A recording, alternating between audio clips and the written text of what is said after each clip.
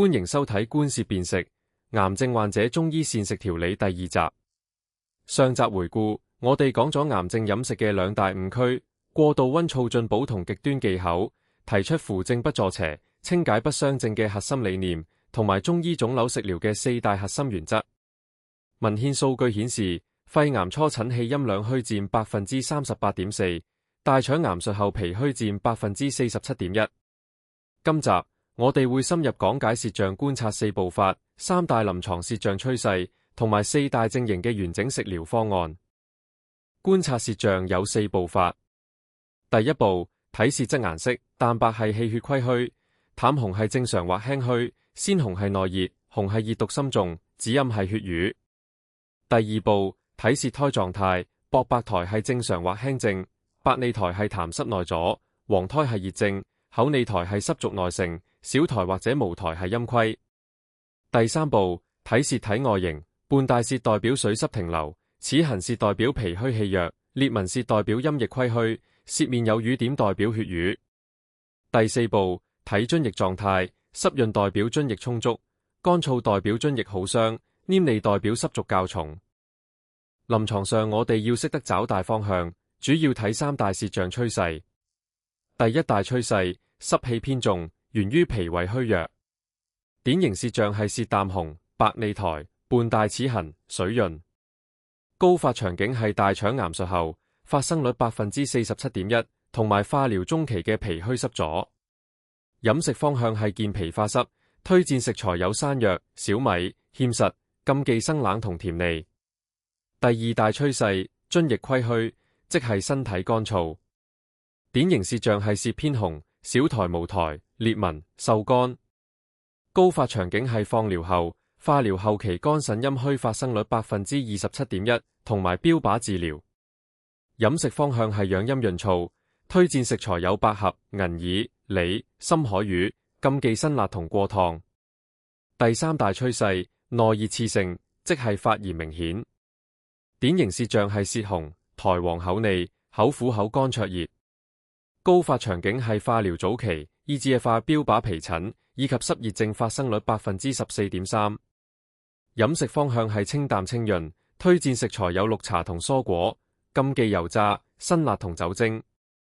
症型一，氣陰兩虛型係最常見嘅症型，佔肺癌初診 38.4%。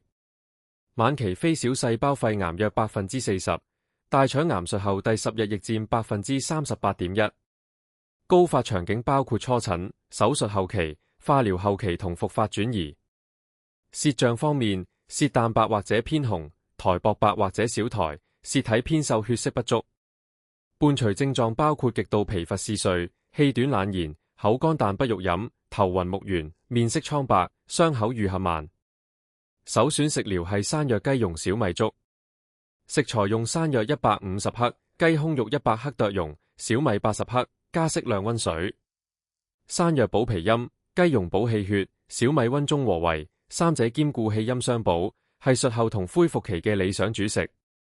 烹飪方法：小米煮至8分熟，加入山藥丁，最後落雞蓉攪散，細火煮5分鐘。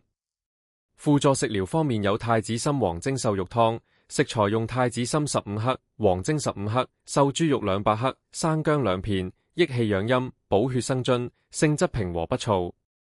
建議喺醫師指導下食用。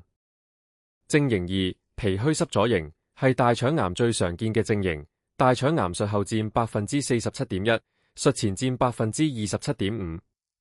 化療中期，脾虛濕阻係主要轉化症型。高發場景包括大腸癌全病情，以及以腹瀉為主導症狀嘅時候。舌象方面，舌體半大，邊緣齒痕明顯，舌質淡白，苔白膩水滑。伴隨症狀包括食慾低迷、腹脹惡心、痰多沾稠、身體沉重疲倦、大便稀軟或者反覆腹瀉。首選食療係淮山蓮子小米粥。食材用淮山乾30克、蓮子20克、小米80克。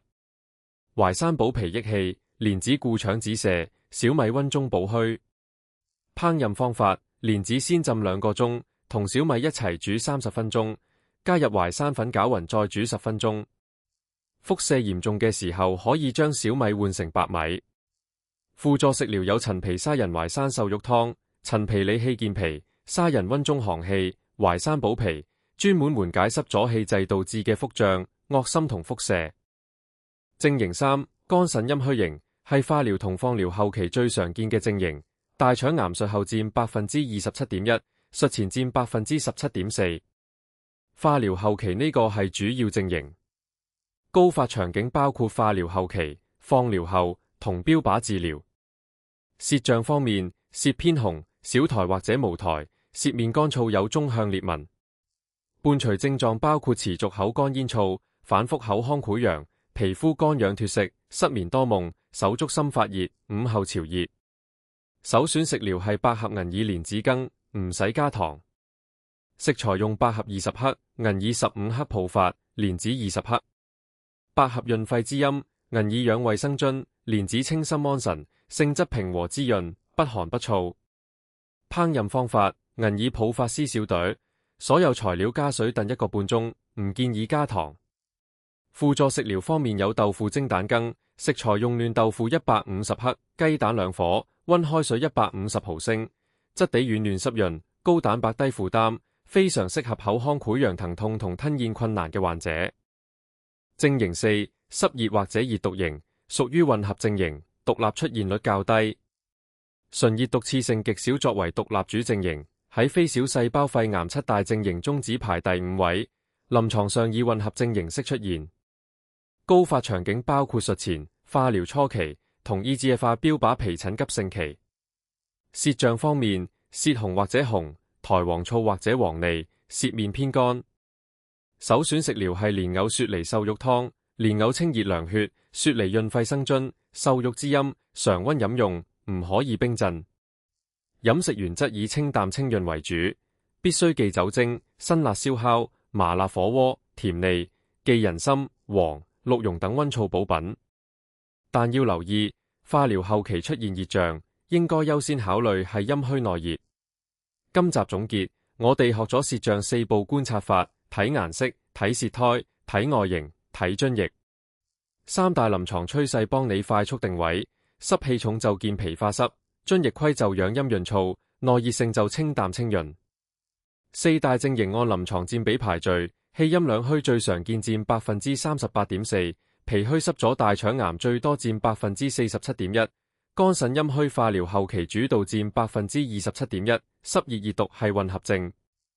記住每種症型嘅首選食療方，下次遇到患者就可以對舌象、對症型、對食方。下一集我會講解分階段飲食調理、手術、化療、放療、標靶，每個階段嘅飲食策略都唔同。多謝收睇。